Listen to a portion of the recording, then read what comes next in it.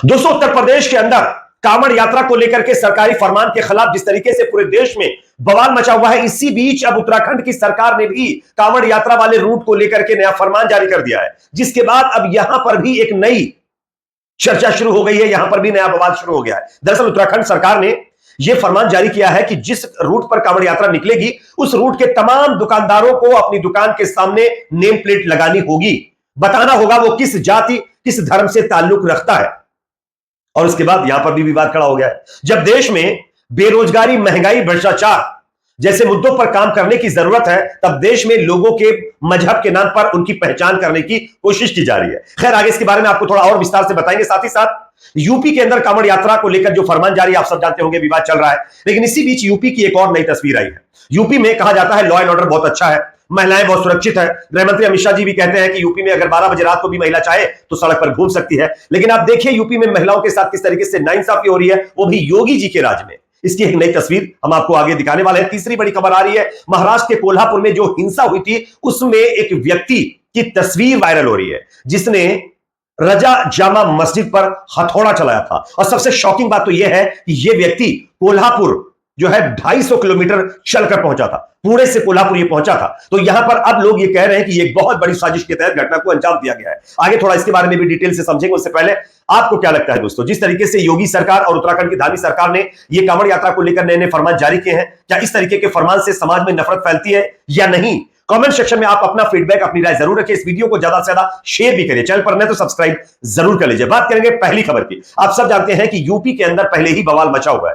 कांवड़ यात्रा को लेकर के जिस तरीके से योगी सरकार ने फरमान जारी कर रखा है, उस पर पहले ही विवाद चल रहा है। लोग कह रहे हैं कि ये नफरत बढ़ाने का एक तरीका है और एक समुदाय के खिलाफ और उसको बाइकआउट करने का नया एक तरीके से तरीका इजाद किया गया है। लेकिन इसी बीच अब यूपी सरकार प्रशासन की तर्ज पर उत्तराखंड की सरकार ने भी नया फरमान जारी किया। क्या है, स्क्रीन पर आप देख सकते हैं। एक एक होटल, ढाबे और दुकान के मालिक की जांच। यूपी के बाद उत्तराखंड ने कांवड़ यात्रा पर नया फरमान जारी कर दिया है। यूपी की तर्ज पर अब उत्तराखंड में भी कांवड़ यात्रा के दौरान सड़क किनारे लगने वाली स्थायी दुकानों के मालिकों को असली नेम प्लेट लगाना होगा।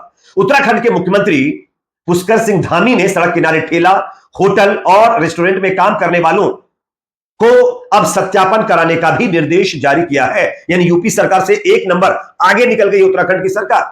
बीते दिनों यूपी में कांवड़ यात्रा को लेकर ऐसा ही फरमान जारी किया गया था। इसके बाद सियासत लगातार गरमाई हुई है और उसके बाद अब उत्तराखंड के अंदर भी यह नया फरमान जारी हुआ है। माना जा रहा है कि कांवड़ यात्रा के दौरान सड़क किनारे लगने वाले स्थायी ढाबों और होटलों के मालिक गैर हिंदू होते हैं, यानी हिंदू नहीं मुस्लिम होते हैं। इतना ही नहीं, इन होटलों पर खाना परोसने वाले भी गैर हिंदू यानी कि मुस्लिम होते हैं। इसके चलते कई बार कांवड़ यात्रा के दौरान विवाद की स्थिति पैदा हो जाती है।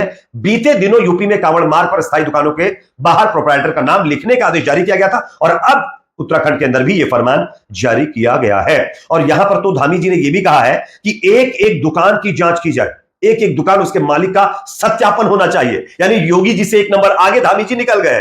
अब आप सोचिए, जिस देश के अंदर बेरोजगारी चरम पर हो, महंगाई चरम पर हो, भ्रष्टाचार चरम पर हो, शिक्षा, स्वास्थ्य जैसे मामले में भारत लगातार पिछड़ता जा रहा हो, उस देश के अंदर लोगों को जाति और धर्म के नाम पर इस तरीके से आइडेंटिफाई करना कहां तक उचित है? आज आप देखिए, किसान परेशान है, बेरोजगार परेशान है। 100 नौकरियों के लिए एक एक लाख लोग लाइन में लग जाते हैं। गुजरात से और महाराष्ट्र से कई तस्वीरें आप लोगों ने देखी भी होंगी। लेकिन उन पर काम करने की बजाय सरकारें काम किन चीजों पर कर रही है कि किस दुकान का मालिक कौन सी जाति और धर्म से ताल्लुक रखने वाला है, वो अपने धर्म को अब अपने नाम के साथ दुकान पर लगाए। यानी सीधे तौर पर नफरत का एजेंडा चलाया जा रहा है, ये विपक्षी पार्टियों का कहना है। और इससे नफरत भी देश के अंदर बढ़ रही है। और ये सब कुछ इसलिए किया जा रहा है, ये लोगों का आरोप है कि ये सब कुछ इसलिए किया जा रहा है ताकि चंद वोट कुछ पार्टी से जुड़े हुए लोगों को मिल सके, क्योंकि उनको विकास तो करना नहीं है, बेरोजगारी पर काम करना नहीं है, शिक्षा स्वास्थ्य पर काम करना नहीं है। इसलिए जब जनता के बीच में जाएंगे तो कुछ तो मुद्दे होनी चाहिए ना। इसलिए ये मुद्दा है और ये मुद्दा बहुत बेस्ट है। इसमें क्या है, हिंदू मुस्लिम करिए और वोट बटोरिए।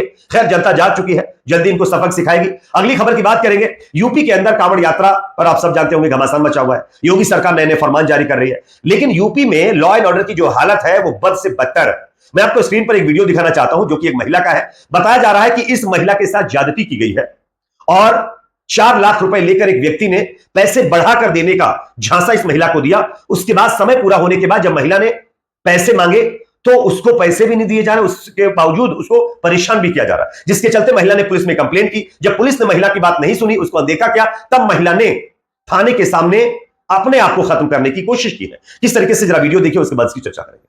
आग लगा रही, वो बैठे तमाशा देख रही, पेट्रोल डाल के आग लगा रही महिला। तुम लोग वही बैठो, करो, देखो, करो कौन कहाँ आग लगा रहा है।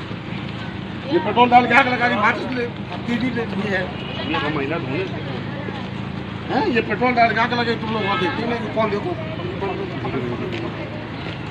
आगे मेरा कांस्टेबल बुलाओ, उसे आवाज मारना।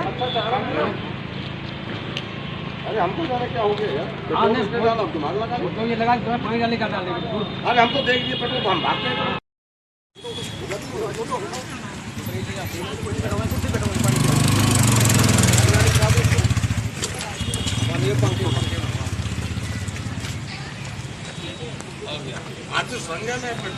तो जैसा कि दोस्तों आप लोगों ने ये वीडियो देख लिया है, ये वीडियो फर्रुखाबाद से सामने आ रहा है, जो उत्तर प्रदेश का एक शहर है।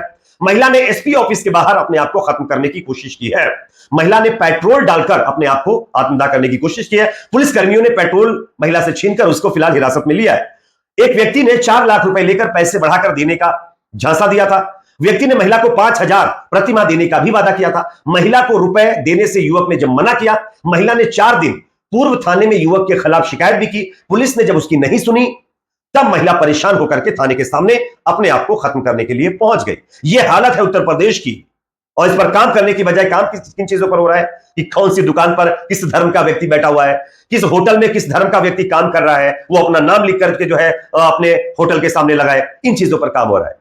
इसलिए मैंने स्टार्टिंग में बोला ना कि शिक्षा, स्वास्थ्य और लॉ एंड ऑर्डर जैसी स्थिति पर काम नहीं किया जा रहा है, और उन चीजों पर जब काम नहीं हो पा रहा है तो इस तरीके के मुद्दे उठाए जा रहे हैं। हिंदू मुस्लिम में लोगों को आपस में उलझा दो और जो फायदा है वो गेन करते रहो। अगली खबर जो कि आ रही महाराष्ट्र से, कोल्हापुर में एक बहुत बड़ी हिंसा हुई थी, जिसमें आप लोगों ने देखा होगा किस तरीके से एक धार्मिक स्थल को निशाना बनाया गया। इस मामले में एक बड़ा खुलासा हुआ है दोस्तों। स्क्रीन के ऊपर मैं आपको दिखाना चाहता हूं, आप देख सकते हैं कुछ तस्वीरें स्क्रीन पर। आप देखिए, रजा जामा मस्जिद पर हथौड़ा चलाने वाला यह व्यक्ति रवि पडवाल है।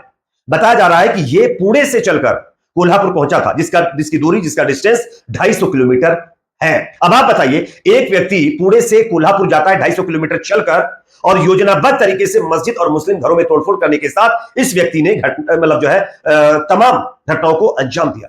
तो क्या आपको नहीं लगता यह घटना एक बहुत बड़ी साजिश का हिस्सा है? और अगर ऐसा है तो क्या महाराष्ट्र सरकार को इस पर निष्पक्ष जांच बिठाने की जरूरत नहीं है? और तस्वीरें साफ है हिंसा करने वाले लोगों की, लेकिन इनके ऊपर कोई कार्रवाई नहीं की जा रही है, जैसा कि दूसरे पक्ष के लोग आरोप लगा रहे हैं। तस्वीर आप देख सकते हैं, खुलेआम सामने आ गई है, मस्जिद पर हथौड़ा चलाते हुए, हाथ में डंडा लिए हुए, हिंसा करते हुए। लेकिन इन लोगों को खुली छूट दी गई है, जो मर्जी आए करो, चंद वोटों के लिए। खैर, इस पर आप क्या सोचते हैं? कमेंट सेक्शन में बताएं। वीडियो को लाइक, शेयर, चैनल को सब्सक्राइब जरूर करें।